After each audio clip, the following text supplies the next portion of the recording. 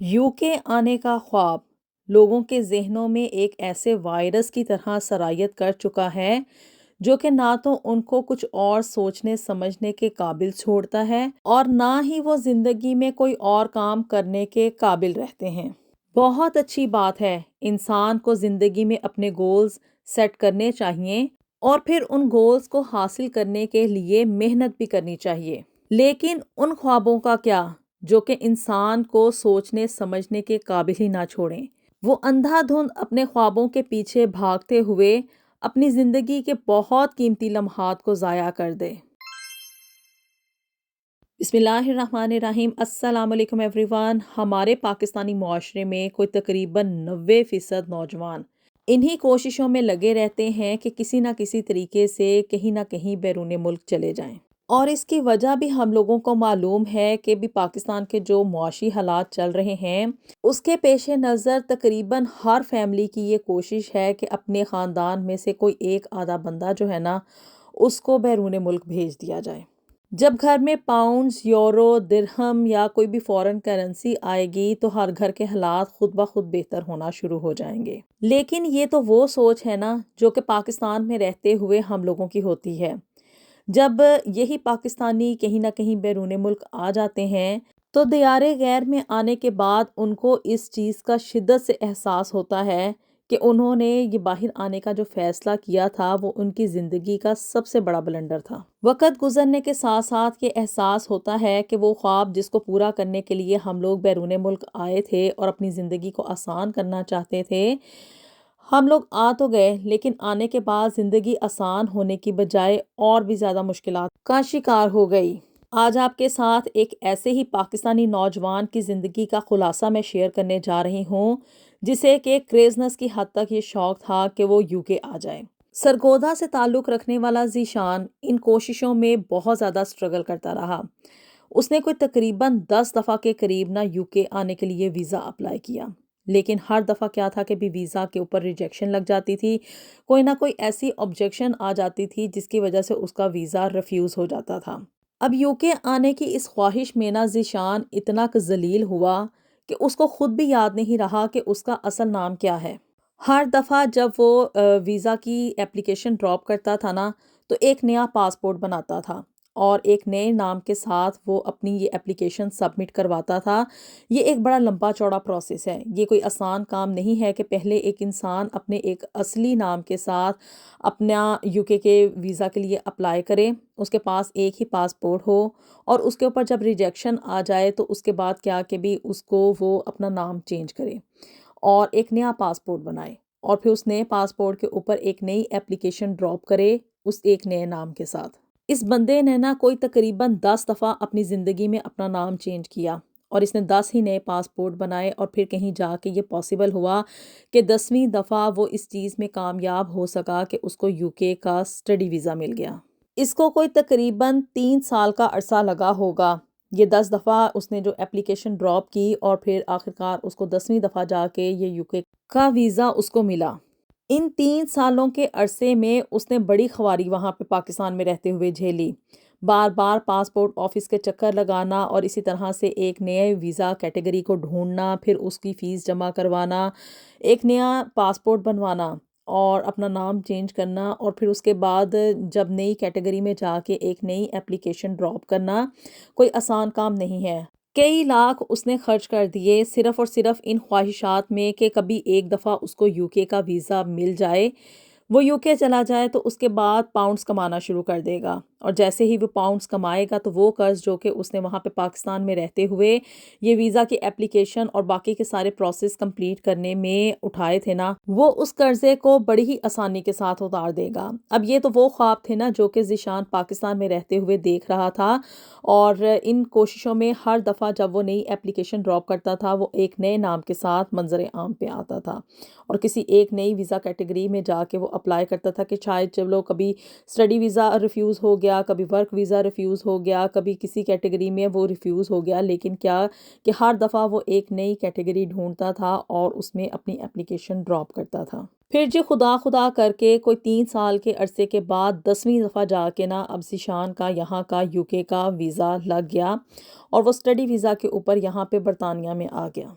شروع میں تو بڑا خوش تھا کہ بھی اب میں ایک دفعہ یوکے کی سرزمین پہ اتر گیا ہوں تو اب بس یہاں پہ نوٹوں کی ریل پیل ہو جائے گی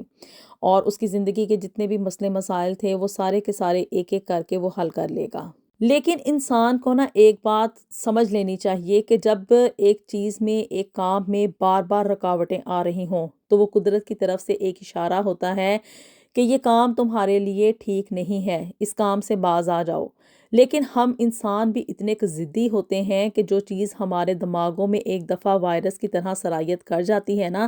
تو ہم اس کی جان تبھی چھوڑتے ہیں جب وہ چیز ہماری جان لے لیتی ہے۔ وہ کہاوت تو آپ نے سنی ہوگی کہ مچھلی ہمیشہ پتھر چاٹ کر ہی واپس آتی ہے۔ بس اسی سے ملتا جلتا ایک سینیریو ذیشان کے ساتھ بھی ہوا۔ یہاں پہ یوکے میں وہ اسٹوڈنٹ ویزا کے اوپر آیا تھا اور آنے کے بعد اس کو وقت گزرنے کے ساتھ ساتھ اس چیز کا احساس ہوا کہ یہاں پہ رہتے ہوئے پیسہ کمانا بھی اتنا آسان نہیں ہے جتنا کہ پاکستان میں رہتے ہوئے ہم لوگ سوچتے ہیں کہ پیسہ کمانا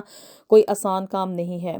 ایک چیز کو نا ہمیشہ اپنے دماغوں میں کلیئرلی بٹھا لیں کہ وقت سے پہلے اور قسمت سے زیادہ انسان کو کبھی نہیں ملتا۔ اٹ ڈزنٹ میٹر کہ آپ لوگ پاکستان میں رہتے ہوئے وہ محنت کریں یا کسی بیرون ملک آ کے وہ محنت کریں، لیکن آپ کے حصے میں اتنا ہی رزق آئے گا جو کہ آپ کی قسمت میں لکھا ہوا ہے۔ جتنا کہ لوگ یہاں پہ یوکے میں اسٹڈی ویزا پہ آ کے ذلیل ہوتے ہیں نا، یہ صرف انہی کو پتا ہے۔ اب جی ذیشان جو تھا نا وہ اس کو صرف 20 آورز یہاں پہ جاب کرنا الاؤ تھا لیگلی۔ اس کے علاوہ وہ اگر کوئی بھی جاب کرتا تھا نہ تو اس کو لیگلی کوئی جاب مل رہی تھی جس میں کہ اس کا NI نمبر یوز ہوتا، اور 20 آورز سے زیادہ اس کو کوئی بھی جاب کرنا الاؤ نہیں تھی۔ اب اتنے تھوڑے سے آورز میں جو جاب وہ کر رہا تھا نا اس میں بہت ہی تھوڑے سے پیسے وہ کما پا رہا تھا۔ اب یہ پیسے یا تو وہ یہاں پہ یونیورسٹی کی مزید فیس جمع کرواتا، یا وہ اپنے گھر والوں کو پیچھے پیسے بھیجتا، یا وہ یہاں پہ رہنے کے اپنے اخراجات پورے کرتا، گھر کا رینٹ وغیرہ دینا یا جس روم میں وہ رہتا تھا اس کا بھی کرایہ دینا ہوتا تھا، کھانے پینے کے اخراجات بھی تھے۔ اب یہاں پہ انسان منہ بند کر کے تو رہ نہیں سکتا۔ پہلے 1 سال میں ہی وہ اس نتیجے پہ پہنچ چکا تھا کہ یہاں پہ میں جتنی مرضی محنت کر لوں لیکن وہ اس قابل نہیں ہو سکتا ہے کہ بھی وہ دن دگنی اور رات چگنی ترقی کرے۔ یہاں پہ کاسٹ آف لیونگ بہت زیادہ انکریز ہو چکی ہے اور یہی سب کچھ یہاں پہ رہتے ہوئے ذیشان کو بھی فیس کرنا پڑا کہ اخراجات بہت زیادہ تھے اور بمشکل ہی وہ نا سارے 24 گھنٹوں میں کوئی ایک دفعہ ہی کھانا کھاتا تھا، اور اندر سے وہ سیونگز وغیرہ کرنے کی کوشش کر رہا تھا کہ بھی میں جتنا کم کھانا کھاؤں گا، جتنے کم اخراجات ہوں گے اتنے ہی پیسے بچیں گے۔ بہت زیادہ محنت کر رہا تھا، 20 آورز جو الاؤ تھے وہ تو وہ کام کر ہی رہا تھا لیکن ساتھ میں کیش ان ہینڈ جاب بھی کر رہا تھا۔ اب ان ساری چیزوں کے پیش نظر نا اس کی جو صحت تھی نا وہ دن بدن خراب ہونا شروع ہو گئی۔ پھر جی اس نے اس کنجوسی کا دامن چھوڑا جو کہ اس نے پکڑا ہوا تھا، یہ سوچتے ہوئے کہ اگر میں خود ہی صحت مند نہیں رہوں گا تو میں پیسہ کس طرح سے کماؤں گا۔ اس کو یہاں پہ آئے ہوئے کوئی تقریباً 1.5 سال کا عرصہ گزر چکا تھا لیکن وہ اس قابل نہیں ہو سکا تھا کہ وہ اپنا جو قرض وغیرہ پیچھے سے اٹھا کر آیا ہے اس قرض کو چکتا کر سکے یا اس قابل ہو سکے کہ وہ اپنے گھر والوں کو کوئی پیسے وغیرہ بھیج سکے۔ بڑی اس نے سٹرگل کی، بڑی اس نے محنت کی، لیکن سٹل کیا تھا کہ اس کو کوئی بھی بچت نہیں ہو رہی تھی۔ لیکن چونکہ بڑا آپ کو پتہ چل گیا ہوگا کہ وہ بڑا ہی ایک ڈٹرمنٹ قسم کا انسان تھا، اگر سیدھی زبان میں کہیں تو بڑا ہی ڈھیٹ قسم کا انسان تھا جس نے کہ 10 دفعہ اپلائی کیا اور پھر کہیں جا کے وہ ویزا لینے میں کامیاب ہوا۔ اب یہاں پہ بھی رہتے ہوئے اس کی یہی کوشش تھی کہ میں کوئی نہ کوئی کوشش کروں، کوئی نہ کوئی ایسا چکر چل جائے کہ بھی میرا جو ہے نا یہاں پہ پرماننٹ سٹے بھی ہو جائے، میں یہاں پہ رہتے ہوئے پیسے بھی کمانا شروع کر دوں اور نہ صرف پیسے کماؤں بلکہ راتوں رات امیر بھی ہو جاؤں۔ پھر جی اس نے اپنا بھی کچھ دماغ لڑایا اور دوستوں وغیرہ کی طرف بھی دیکھا دیکھی نا اس نے یہ راستہ نکالا کہ اگر میں کسی یہاں کی برٹش نیشنل گوری کے ساتھ شادی کر لوں یا کوئی ایسی لڑکی میرے سے شادی کر لے جس کے پاس کہ یہاں پہ یوکے کی نیشنلٹی ہونا، تو یہ اس کے لیے سب سے آسان راستہ ہوگا یہاں پہ یوکے میں نہ صرف سٹے کرنے کا بلکہ یہاں پہ رہتے ہوئے وہ پیسے بھی کما سکتا ہے۔ پھر جی وہ یہاں پہ لڑکیوں کے چکر میں پڑ گیا، اور آپ کو پتہ ہے کہ بھی یہ جو دوستیاں ہوتی ہیں یہ اب فری میں تو ہو نہیں جاتی، اس کے اوپر بھی انسان کو ایک طرح سے انویسٹمنٹ ہی کرنی پڑتی ہے۔ گوریوں کے ساتھ دوستی اس کو بڑی ہی مہنگی پڑی، مہنگے مہنگے گفٹس دینے پڑتے تھے، باہر آؤٹنگ پہ لے جانا پڑتا تھا اور